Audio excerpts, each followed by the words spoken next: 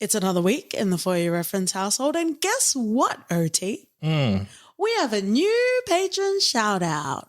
Ooh. That's me enjoying the dance hall, but not occupying it, OT.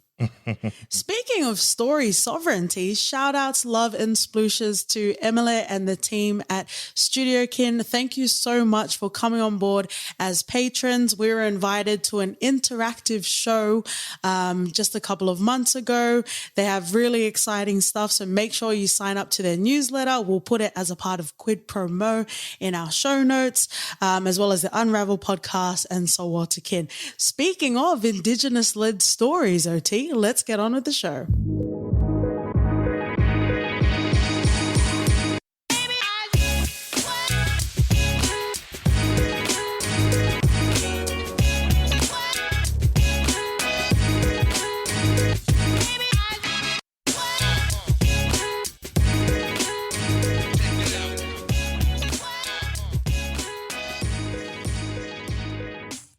Malolele, friends and lovers. Welcome back to the For Your Reference podcast. You got your host, Katie. And Doti. Haidamai to a thrilling New Zealand where the economic boom is powered by colonial superiority, racism, and Pacific Island labor. Fight the power with the Panthers this week. Woo-hoo-hoo.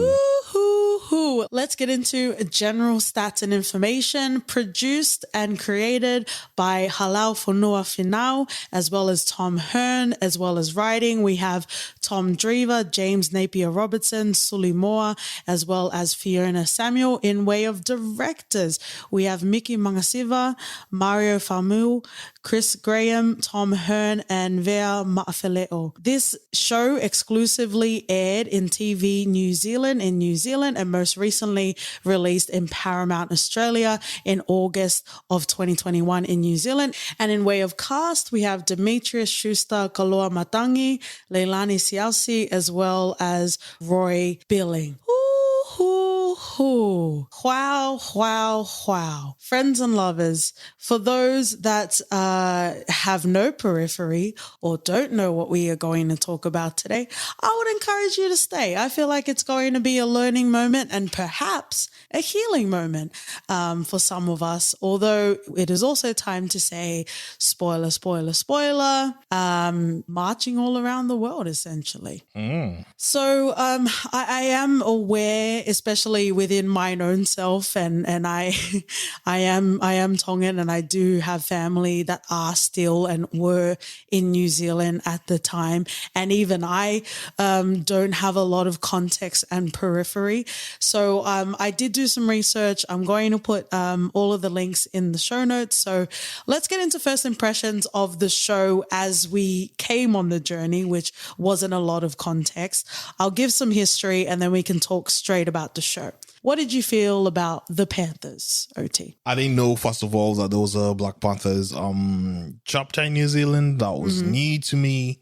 It was interesting just seeing how everything that they were fighting against, because I didn't know much about New Zealand and what they're going through. I've heard you mention dawn raids a couple of times. Yep. But even that's quite recent to me. Yeah. So it was all new. I didn't know what to expect from the show. It was interesting seeing the sort of trepidations that they're facing and what they're fighting for, especially in Will being the protagonist. I think I didn't really connect with him that much, or I felt that he wasn't as effective as I wanted him to be, or as a leader. When you think about a leader or someone who starts a revolution, you kind of associate it with sort of type of characteristics and behaviors.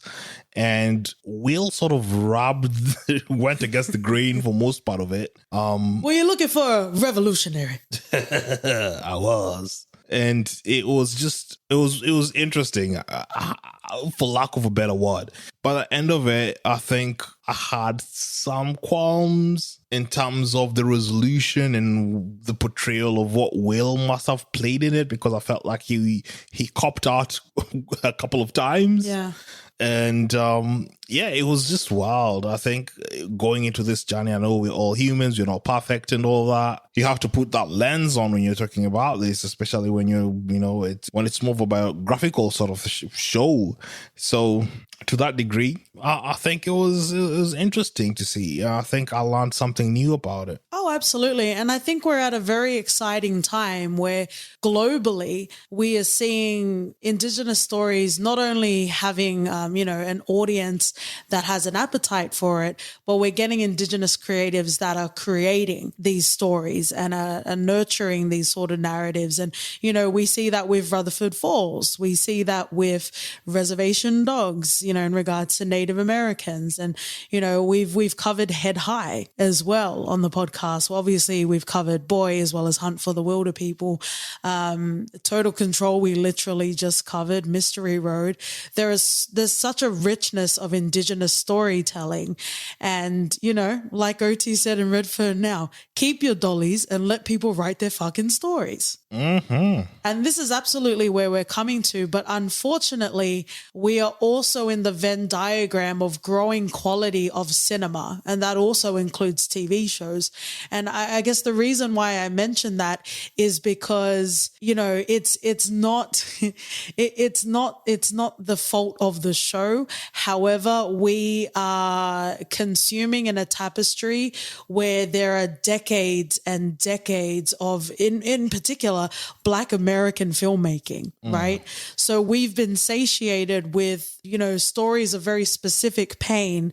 But at the same time, we don't know what Maori and Pacific Islander pain looks like, right? So we're in a world where we expect a lot of quality in regards to production, but we're also in a world where even myself, I don't have a lot of periphery sort of context for what's happening. So, we also mentioned this in the Judas and the Black Messiah episode. We didn't really know much about Fred Hampton. That's not necessarily shame on the film. That's more on us to go and do research. But at the same time, we were still familiar with the narrative and with the context in which, Fred Hampton was situated. Yeah. Right? Yeah. And shout outs to our pal Tim from the Provise Project. I'll put it in the show notes, but he had an interview with Noah Finau, the creator of the show. And they talk about a lot of detail in regards to the TV show. And I do just want to note a couple of here because this is really interesting because, again, it is perhaps shame on us that we don't know, but also even trying to research in regards to the Black Panthers as well as the Dawn Raids, there isn't really a lot that is available. And you kind of have to go digging in specific New Zealand news sites as well.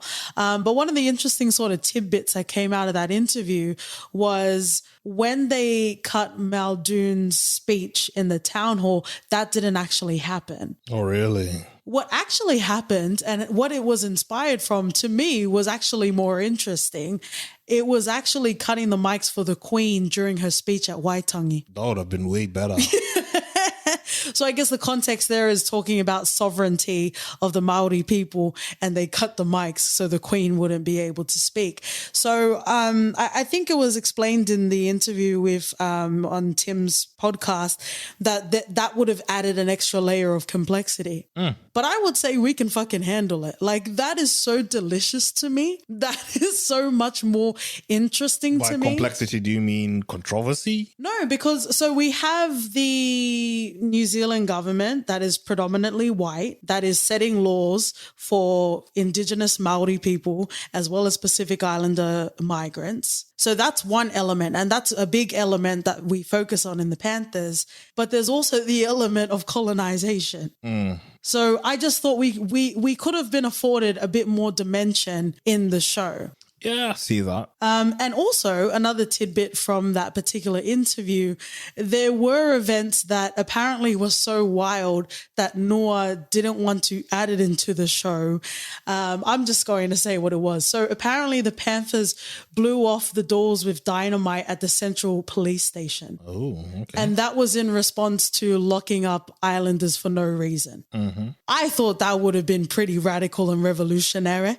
Yeah, so when he says that it would have been too much for that, what was his thinking He behind said it? essentially it's a terrorist act, which cool, but we're also fighting the power, so it kind of makes sense. Yeah, it really isn't a terrorist act, though. So Yeah, but at the same time, we were saying that people should own up to the consequences for their actions in total control, right? we were. Yeah, go and listen to that episode. We don't necessarily condone doxing, but there are circumstances where we will look the other way. When you're fighting oppression, especially during those times, I think you had to do everything within your power to get noticed, to show that whatever sort of dissent that you cause is because of the injustices being faced. And if blowing up a bloody door is terrorism now, then we're pretty much just rewriting bloody history. Then any of the colonial warriors that are fighting against the impression would pretty much be dubbed terrorists because they're going against the supposed power of the time. I think that's a misstep. I wouldn't even classify it as a terrorism act, because what else are you supposed to do when you're being pushed against the wall? I absolutely agree with you. And I think also at the same time, I wouldn't say necessarily that it sanitized it, but I think it would have filled a lot of gaps in regards to how we felt about this show. Because again, we didn't have any sort of context of where this was coming from.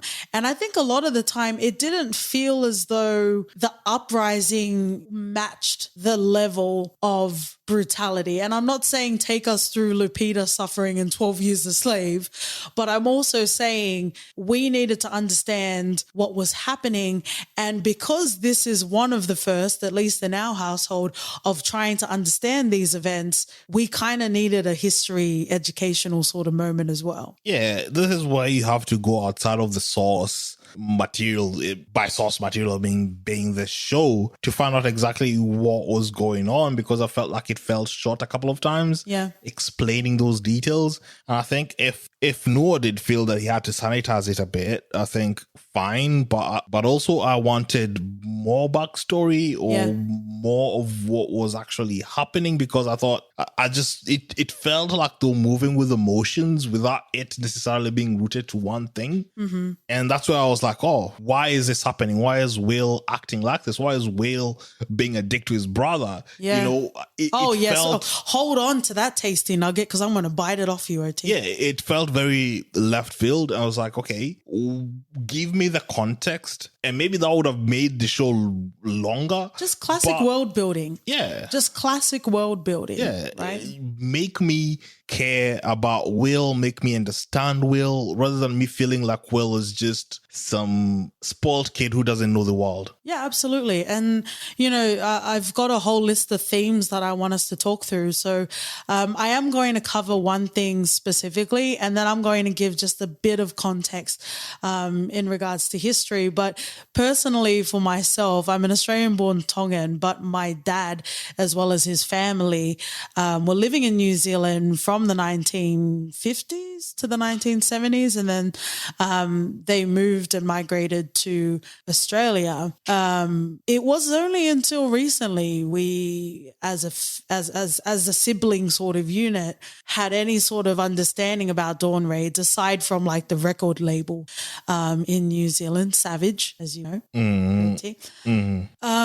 So I think because what happens is, you know, your understanding of who you are and your people doesn't happen in afternoon special sort of lessons, right? It doesn't happen in a neat little box, especially if the history of your family and the experiences and the possible trauma of your family isn't being shared with you. You're just seeing the byproducts of alcoholism every weekend, right? Yeah. So I guess what I was coming to like sort of a loggerheads with is I guess in some ways, if we were to look back at my childhood, there were sort of inklings about it, but a lot of, a lot of experiences in New Zealand with my family, it was always played as something light, right? Mostly in the sense that, like there were t-shirts that would be made, and Bebo was like a social media site that was very popular with Islanders, of like overstayer. And I would always see like the Tongan flag and the Samoan flag. Like it was worn as a badge of pride and a badge of honor to be an overstayer. And, even my mum would make jokes, and, all of the mums and aunties just gossiping as they do. It would be a ha-ha moment that they would call the government and dob people in for being overstayers. It wasn't a traumatic sort of moment that people were being torn from potential sort of livelihoods or a chance at a better life. It was like she looked at me funny in church and I called the government on her. Wild. So imagine my surprise when I come to realize that the dawn raids wasn't necessarily a happy thing. And there were people, maybe not my people, but people that look like me that got treated much more differently and definitely much less than a human in many sort of regards. So I, friends and lovers, am on my own journey where I'm trying to understand and I'm trying to heal from something that I guess, is barely even talked about or even acknowledged within my family. And I extend all of the grace and all of the love and poor Bethany splooshes in your direction, and we will get through it together, friends and lovers. Let's get into a little bit of the history just so we can get some of the context. And the reason why I want to share this is because we love the listenership and the friends and lovers that we've met along the way, but I am conscious of the fact that a lot of our listenership is in America. Speaking of America, shout outs to Country Boy that runs One Mic Black History podcast. I did also get a lot of information. He's got a 3-part series in regards to Huey Newton as well as the Black Panther Party, and we'll come to that. Also, OT, Country Boy called it One Mic because of his love for Nas. Fair play. There's your Belly reference. And we'll come to Belly when we talk about cinematography later on. So we're talking about New Zealand. We're talking about the lovely place where everyone wants to go, Jacinda Ardern. We're starting to realize that maybe women should be leaders around the world, but that's a story for another day. But in instances where we cover Boy and Hunt for the Wilder People, we did talk about very specific issues that surround New Zealand, as well as head high homelessness in regards to Maori and Pacifica is on the rise, as well as suicide rates in New Zealand, and also like child poverty as well. So that gets covered a lot. As beautiful and as lush and as choice as a place as New Zealand is, like every country, it is not immune to any sort of issues. So just to give you some background in regards to New Zealand's history, shout out to Tom from History of Aotearoa. I beat you to it. I'm pretty sure you're still in the 1800s for New Zealand history. So in the 1950s and the 1960s, New Zealand experienced a major industrial and urban expansion. It did have a labor market from the Netherlands and the UK, but it started to dry up. So there was a strategy to find 2 new sources, rural Maori to migrate to more metropolitan areas, as well as the Pacific Islands. So Pacifica saw this as an opportunity for jobs, education, a brighter future. They needed people in factories, specifically in Auckland. People from the Cook Islands, Niue, Tokelau, entered as New Zealand citizens, whereas Samoans and Tongans required approval. And I think that also covers the Bebo banner that I was talking about with the Tongan and Samoan flag about being overstayers.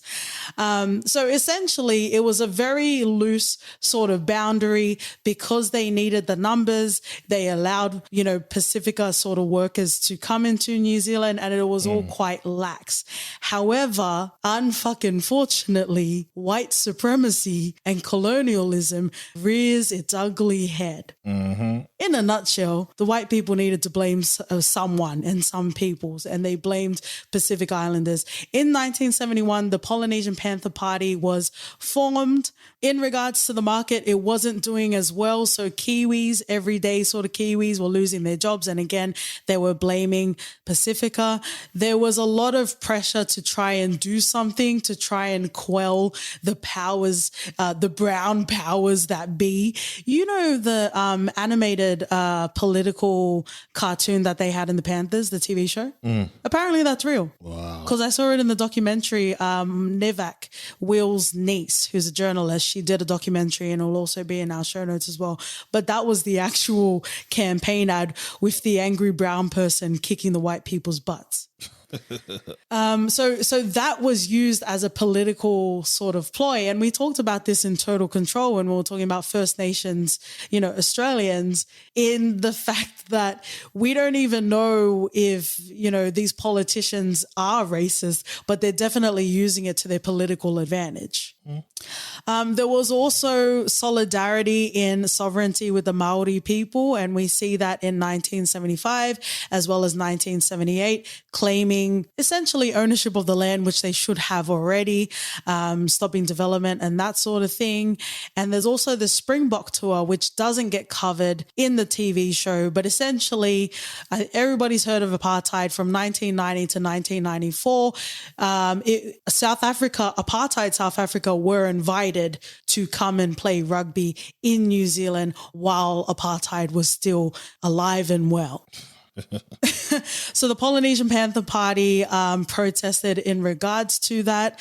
And then many years later in 1995, Nelson Mandela actually visited New Zealand. Nice. Once he was president as well. Also, Desmond Tutu was around doing speeches, and those that were organizing his tour had, connections with the Polynesian Panther Party, and they actually got Desmond Tutu to be a character sort of witness for Will Elohia. Oh, wow. Yeah, so that's one way to keep you out of jail. And I guess in a nutshell, because when we were watching the TV show, we were kind of just following, not to the level of like Tarantino, A Life in the Day, but I feel like we were just following the characters without any sort of overarching narrative that we were working towards. So I just want to remind, I guess, the both of us, as well as frame the conversation that we're going to have moving forward in regards to the achievements of the Polynesian Panther Party.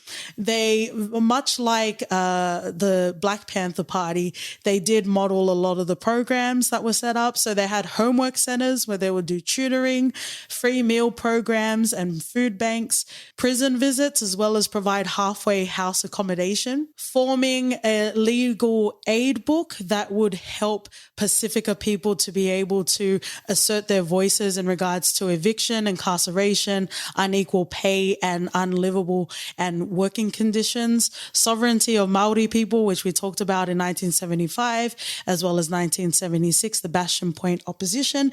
In regards to activism, there were the Dawn Raids. So again, I guess just giving context for those that aren't familiar with the Dawn Raids, because there was pressure from the government to do something about those pesky Pacifica that were occupying in New Zealand, the government and the police organized raids at dawn and to demand documentation to make sure that whoever was living in that house had the legal documentation to be able to live there, even though, as we pointed out earlier, they were pretty lax about it. There was also Pig Patrol, which I believe stood for Police Investigation Group.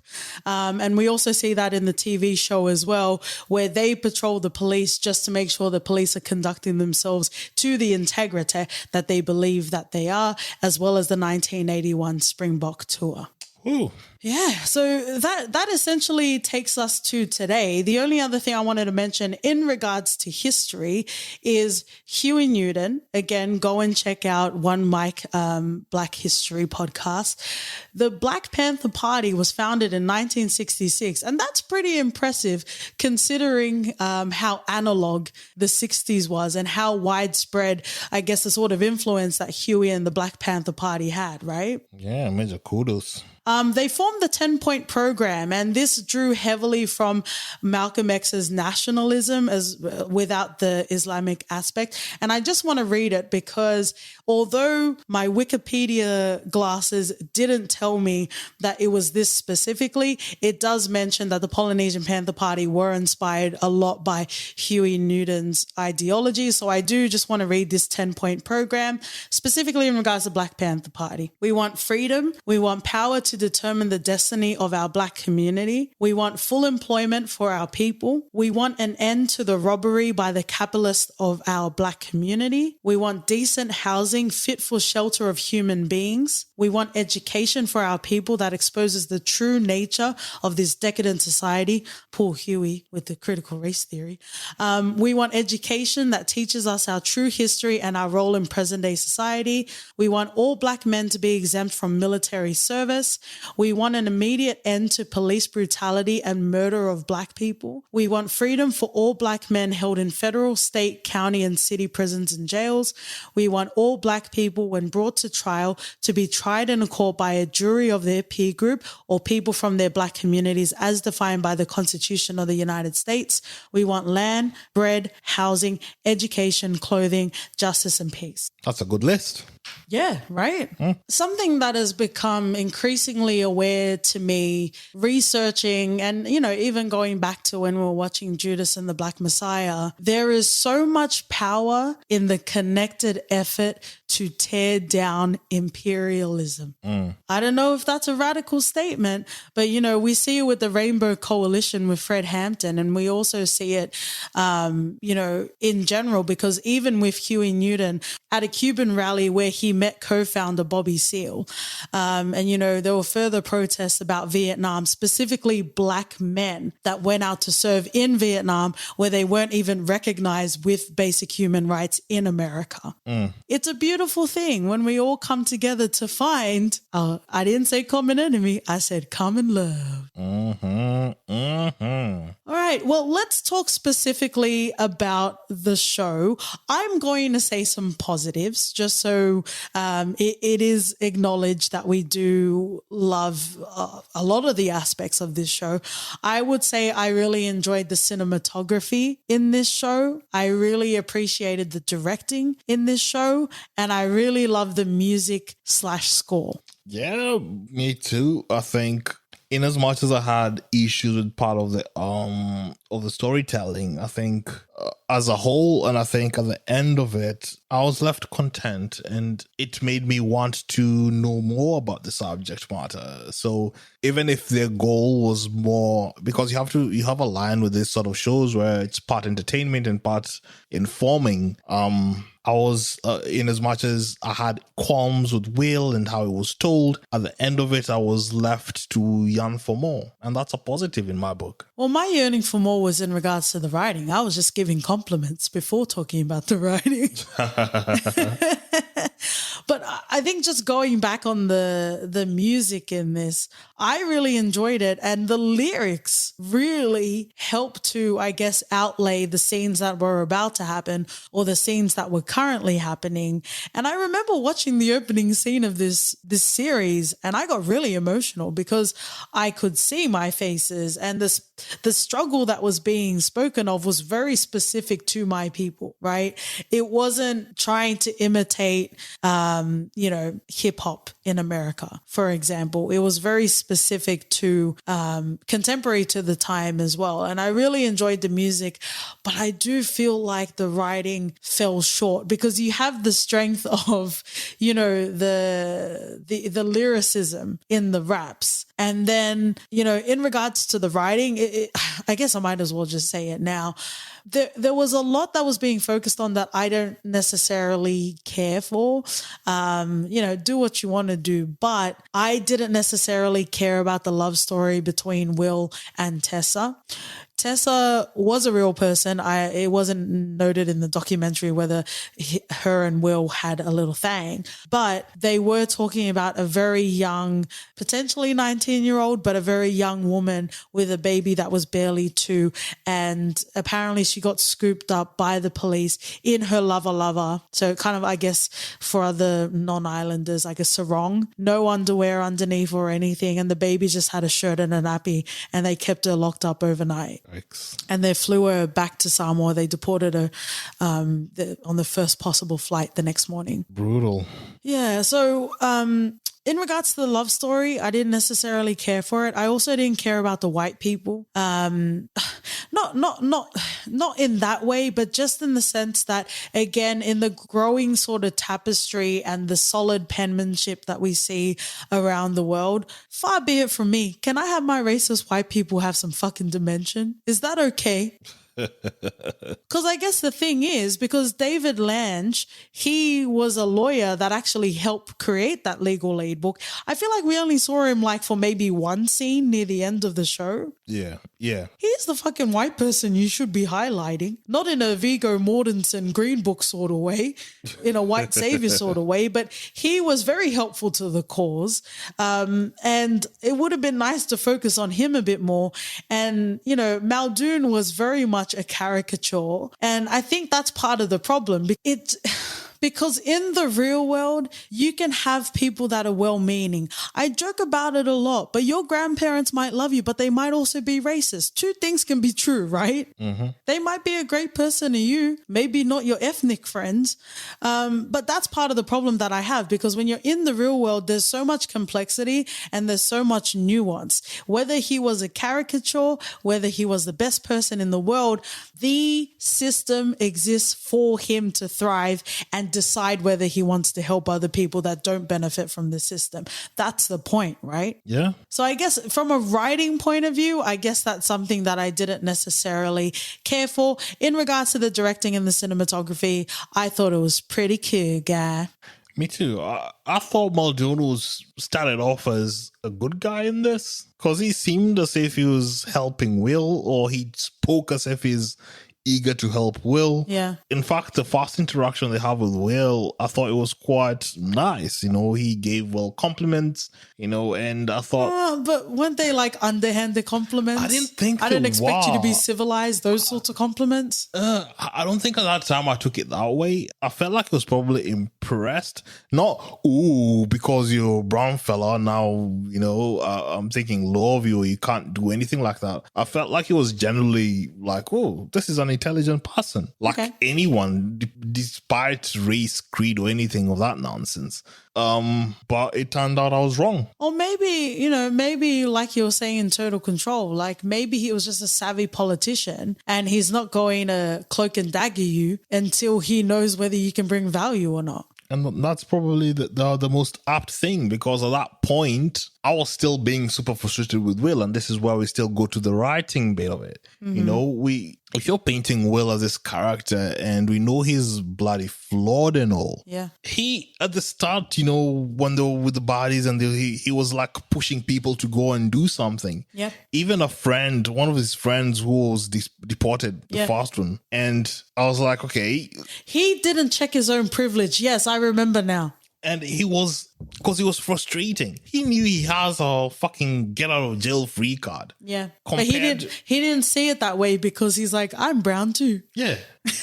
But you being brown does not fucking matter to the other people who don't have any connections or don't have bloody parents who are princes. and have, you know? Yeah, and I guess just for context, friends and lovers, Tonga is one of the only countries, I believe, in the Pacific that still has a alive and well monarchy.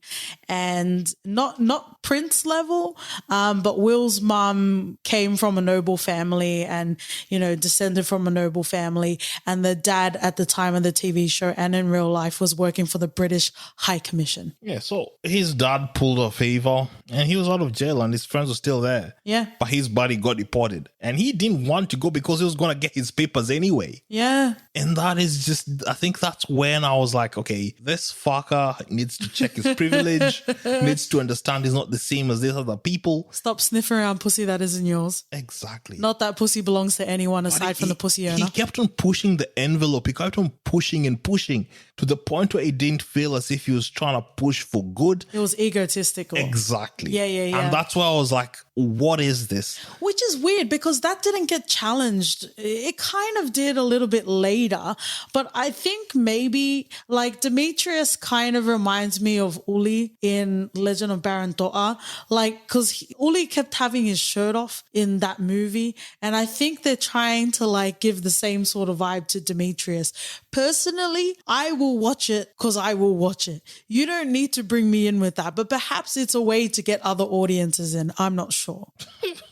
Yeah, whatever rocks their boats, mate. I think, to me, we focus so much on Will as the protagonist, and I thought that other people within the chapter did more. Thank you. That was also something I was going to say from a writing point of view. If all of the time was expended on Will and he's the most frustrating character, what does that say to the building of secondary characters? Because a lot of the other people did most of the work. Yeah. Oh, absolutely. And we barely got to see them do it. Yeah. Because either we're focusing on Will being a prick, Yeah. Will throwing tantrums, Using his prick. Will running away, then doing silly shit. Like, I didn't understand the insistence on towing that line. If the end of it, you're calling the show the Panthers. Yeah, And that's some big IP to name it. It should be more than just, you know, like we were talking about Judas and the Black Messiah, you know, Fred Hampton, played by Daniel Kaluuya, you know, he's not even the main character. Yeah. But in his scenes, he steals the show. Yeah, absolutely. With Will, he's the protagonist, and I could not wait to move away from him so we can see actual story progressing. You were hoping there was a Judas in this. Yeah. Arguably, it could be Ice. Probs. It's interesting you say rock the boat because the theme I have here is called Don't Rock the Boat, Baby, the waves of culture and religion. And I have 2 points here, Will and his brother Mo, and then also Milani and her family. So let's talk about Will and Mo because this was one of the most explosive episode watching experiences I've ever had in my life. As a Tongan that always felt like I was on the outside because I didn't fit within what a brown woman should be in the Tongan culture, I found my community in this. Also, all of the episodes, the numbering of different languages, and this episode was called Tolu, which is 3. And I thought that was interesting because it focuses very much on the Tongan aspect in this episode. But what I want to talk about specifically is Will had his moment of potential growth, but he doubled down in his stubbornness and his egotistical narcissism because we meet Mo, his brother, who served in the war, right? And we've spoken a lot, friends and lovers, in regards to globally around the world, how we need to treat war vets better. And also, we're never going to criminalize soldiers that fight particular wars because it's a bigger conversation than that. It kind of reminded me of both versions of the Wonder Years, the OG Wonder Years and the current one with the internet's Don Cheadle narrating. But it brings so much complexity. It brings so much layers into the show. And there is more that I want to talk about in regards to culture, but let's just stick with Will and his brother Mo. What did you think about it? I think we already know how we feel about Will. I feel like we were both siding with Mo, but how did you feel about that? And I guess it's also, they were calling each other out, bro, in the middle of a Tongan function, and you don't fucking do that. I thought he raised good points. Will, that is. Mm-hmm. Of course, there's nothing the Vietnamese people did to the Maori people. Yeah. You know, you had they didn't invade you. They didn't do anything to you. You simply follow your orders and you go. Yep. And that's the nature of the fucking beast. The Vietnamese didn't do anything to the Five Bloods either, but Delroy Lindo has a quarrel. He had a quarrel. He lost people there, and that's, at the end of the day, that's the nature of war. You are. But you don't come and put that on your brother. And I think at the end of the day, and this is why we need to treat our vets better. It changes people, what they experience there. It's fucking traumatic. Yeah. And when he came back, and for him to be told up by some uni brat who's not experienced fucking real life and he's still thinking he doesn't have privilege and taking all his bloody friends out to do some risky shit without consequences. Yeah. It felt very pointy. It felt very naive. It felt very Samuel Jackson and Django. I don't think anything would feel like that. But I get what you're saying, because what he was saying, yeah, he's got a point, but do you have to be the one with your mouth saying it? Like, can it be someone else? Yeah, it's not a conversation he has the right to even utter. Plain and simple. Where do you get off? Yeah, where do you fucking get off? Because, like, if Mo were to unfortunately die in battle, would Will still be beating that drum? He wouldn't. And that's the fucking sad travesty in the state of affairs that we're addressing. And it was really frustrating. But I guess to just take it back on a cultural sort of lens, it's funny because I didn't really care for Will, and I felt away when I started to, resonate with him. But I did feel when he was at the function and the way he was being told how to talk, how to act, that definitely triggered me in a baby sort of level, because a lot of it, and I want to talk about Milani before we go into detail about this, but a lot of this, again, it isn't neat and it isn't tidy trauma, because I guess if you want to just in a nutshell talk about history, something that makes me sick to my stomach even to this day is that sometimes us, and I'll say us to be inclusive, but there are Tongan people that have pride that Captain Cook labeled us the Friendly Islands. And that always sat unwell with me, that we had apparently a white best friend, if in the history books will tell you, that we shook hands and we were very amicable about it. He labeled us as, the Friendly Islands because I guess we didn't try to eat him. But trust and believe, if I was there, I would get my fork out.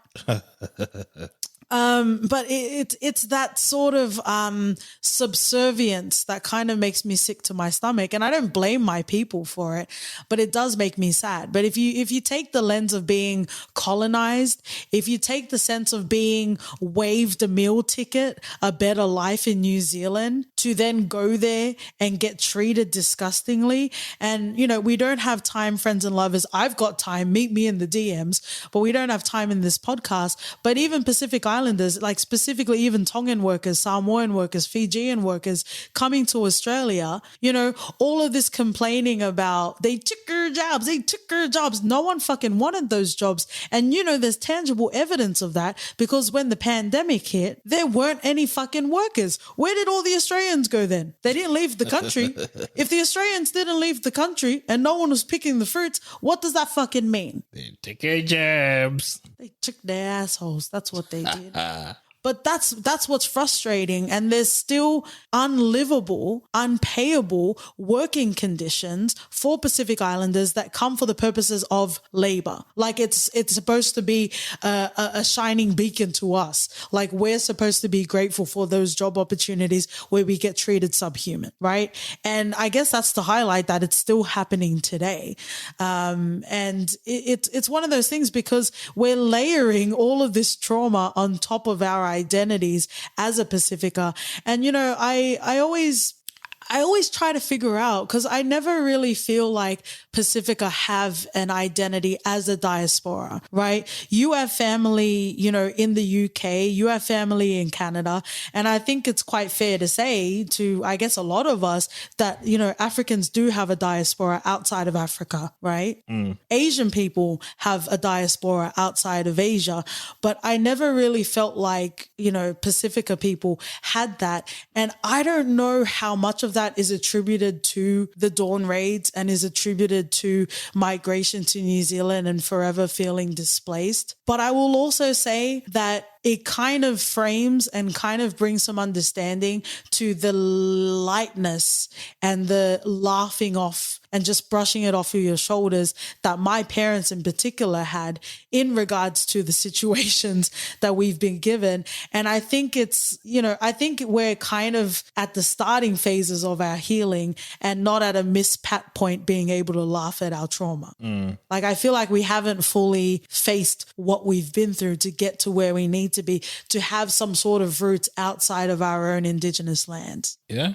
Speaking of being tethered by culture, and I would say more succinctly religion, I want to talk about Milani, because this was such an interesting contrast. And I love the way it was portrayed in this TV show, because she had, you know, a role of leadership in the Polynesian Panther Party. But as soon as she went home, she was that dutiful Samoan daughter that didn't question anything and could barely even whisper her own worth and identity in her household. And I just wanted to know what your thoughts were in that sort of dichotomy. I think it makes sense. Similar to bloody African culture, you know, you're expected to behave in a certain way at home and to be all humble, and then, you know, you're only there to be bloody seen and not heard. Yeah. That sort of mentality still exists. Yeah. So it's not surprising. It didn't surprise me one bit seeing that, you know, she could be out there and be the best leader and be so driven. But once you get back home, you're put in that box and you can't do anything because that's the culture. That's sad, though. Yeah. And I think that also brings quite a strong theme that we have in this show. You know, a lot of it is potentially the parents are acknowledging that the conditions aren't great, especially in regards to a lot of the unlivable, uninhabitable sort of houses that they were given, right? Not being able to get like running water and stuff. But there's also a level of it could be worse, or, you know, so many people, I managed to beat out so many people to get to New Zealand, right? So I don't want to cause a problem. I don't want to cause a fuss. And there was a lot of that was happening in the show that, you know, friends and lovers, there is a way to be steeped and to resonate in TV shows and cinema.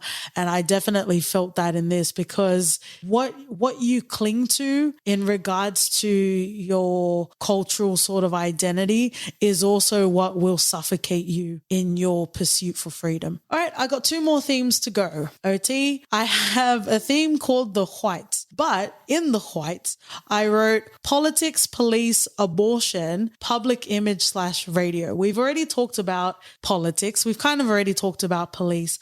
I just want to give kudos to the show for addressing abortion, but I would also like to further say that I hope we get to a point in television and cinema where we can address abortion within Pacifica and Maori communities. Yeah. Well, we kind of see that in Head High, but I would like to see that more. If this is the TV show of radical change, I would have liked to have seen a bit more focus on the individuality and the personal choices of Pacifica women and Maori women.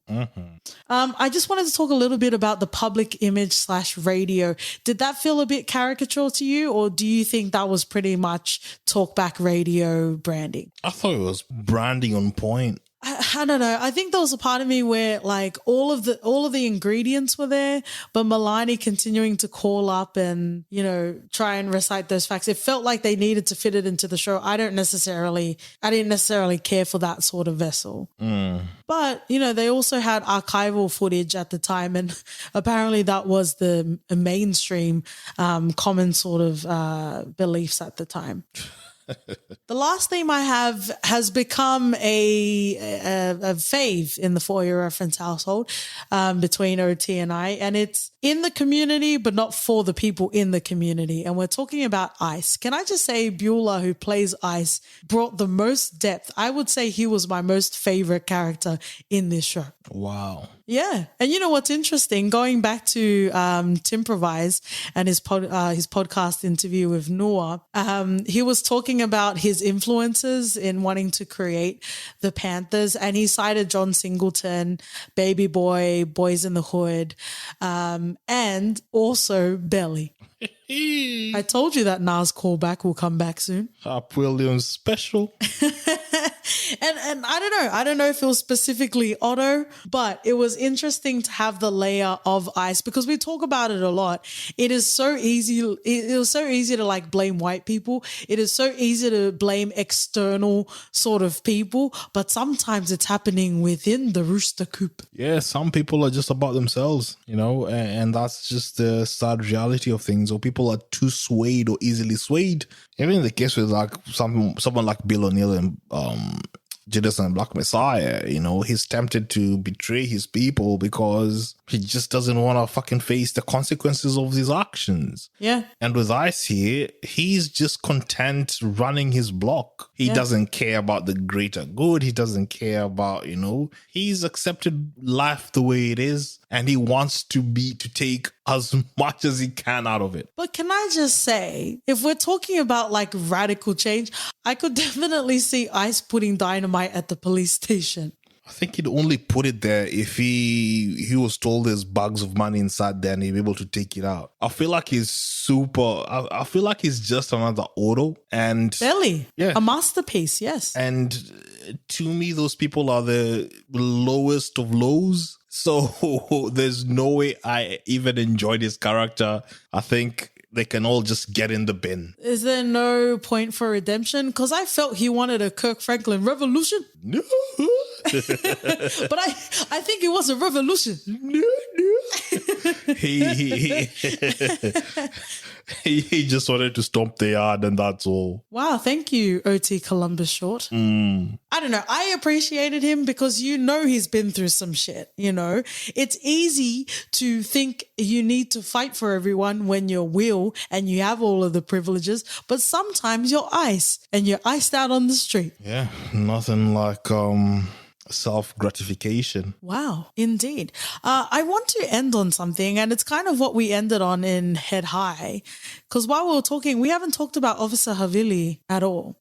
Similar to Head High, it wasn't explicitly said, but with my fine-tuned tongue and ear, it felt very clear to me that Officer Havili is gay. Yeah, and that's why he was kicked out of the community. It felt very don't say it. Don't you dare say it by name. Just make bloody innuendos. And that's why I thought the writing could be better. You're writing about bloody revolutionary stuff. Revolutionize the culture. Make it norm. Make it the norm. Rather than us trying to cower behind some superlatives or some fucking innuendos here and there. Yeah, it felt very Red Cross. Do you want a revolution? Not you, because you're gay. You can't talk about revolutionary for everyone. And then just like withhold in the last second. But I don't know, for someone that lives with their whole full-breasted chest, it does frustrate me sometimes when punches are pulled, especially like you say, in stories and events of radical change. Yeah, because at the end of the day, you could say it didn't happen like that, or they're trying to depict how the culture is. You already know how the fucking culture is. Yeah. And at the end of the day, you made a TV show which is part entertainment and which is scripted. So push the boat, rock the boat, make things uncomfortable for people. If they deem so to be uncomfortable, I'll make that uncomfortableness the norm until it's not. And that's what I always say to OT. It's always a safe space in the For Your Reference podcast, but it's not going to be fucking comfortable because we are a space of growth and there's always growing pain. Thank you, revolutionary friends and lovers, for joining us another week in the For Your Reference podcast. We're going to finish off in a segment we call For Your Reference. OT. I'm going to cross the pond over to Judas and the Black Messiah. I think if you want to get more of your Panther flavors, you could get it about in that as well. Oh, very nice. I will reference Head High. Since our episode, it was announced that the show wasn't going to continue, which is very sad to me. However, if any sort of platform we have that we can afford to those that are in New Zealand / Australia, please go and watch Head High and maybe we can start our own revolution. If you would like to see OT in Kirk Franklin sort of flavorings on Twitter and Instagram, we're at For Your F Pod. Write us an email at hello@fypodcast.com. We're also on War, Mind Your Fucking Business and Leave People Fucking Alone Unless You're Going to Help Them podcast, if you'd like to leave a rating and review. And we'll see you guys next week. See ya. Bye.